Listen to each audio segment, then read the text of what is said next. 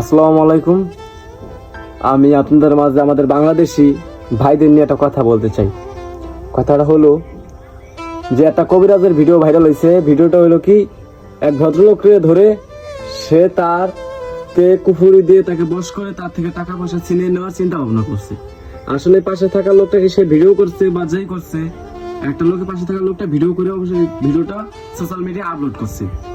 Upload করার ক্ষেত্রে রাতারাতি সেই ভিডিওটা ভাইরাল হয়ে যায়। ভাইরাল হয়ে যাওয়ার কারণে এই ভিডিওটাকে নিয়ে সবাই রোস্ট করতেছে। রোস্ট করার ক্ষেত্রে কোন প্রথম দিকেই কি ব্যবহার করতেছে কি বিসমিল্লাহ সুবহানাল্লাহ। কারণ এই দুইটা নিয়ে ভাই আমার আর কোনো ভিডিও নিয়ে কোনো কথা নেই, কারণ আমরা মুসলিম মানুষ, মুসলমান হিসেবে ভাই আমরা আপনাদের রিকোয়েস্ট করি, কারণ এই বিসমিল্লাহ আর সুবহানাল্লাহ এই দুইটা ভিডিও নিয়ে রোস্ট করেন না।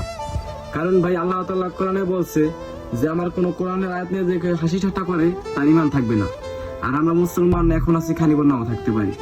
এই ক্ষেত্রে ভাই আপনারা একটু বোঝার চেষ্টা করেন, আর অন্যকে ভিডিওটা শেয়ার করে তাকে বোঝার তৌফিক দেন। আর যদি নিজে বুঝাইতে পারেন তা অবশ্যই বুঝান, এটা নিয়ে কোনই নেই। কিন্তু ভাই আমাদের নিজের ধর্ম নিজেরা কেন ছোট করতেছি।